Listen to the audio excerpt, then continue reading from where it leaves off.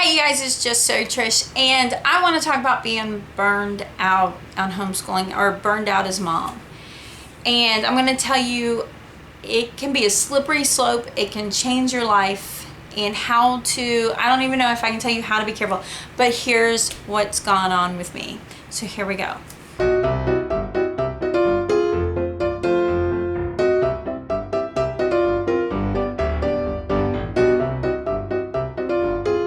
So, last year it had been pretty darn crazy in our life for homeschooling. We had a flood, we had black mold, we lost everything, we lived off grid, kind of sort of, we lived in here. Moved, we renovated, we had company, we moved, we renovated. In the midst of all this, and I lost my top. I was over it. I just was over it. I couldn't figure out how to manage.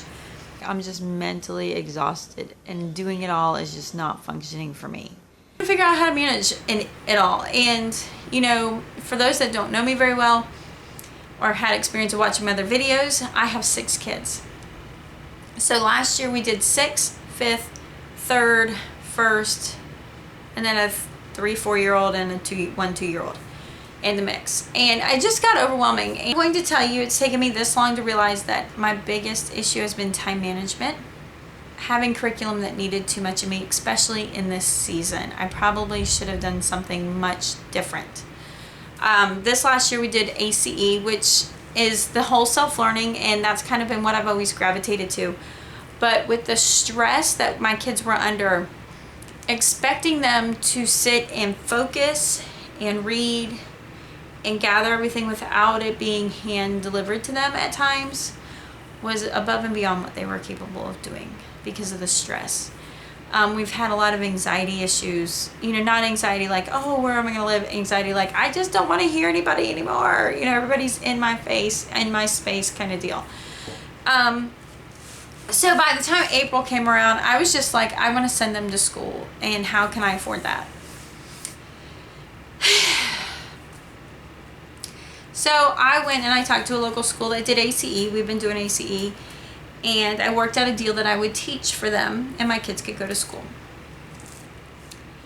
And I got to have a great experience in an ACE school. It's not your typical, they use ACE in a way that benefits them and what they're going for.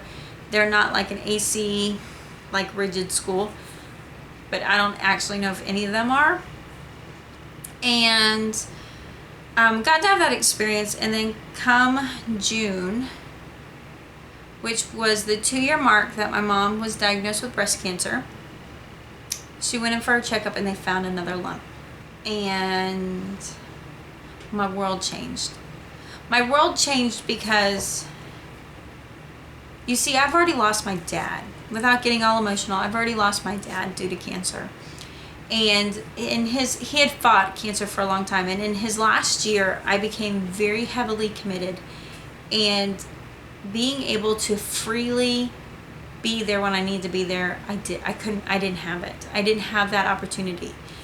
And so my mom, at the 2-year mark, finding another tumor, another mass, my mind started racing. I didn't sleep for a week, waiting to find out the results.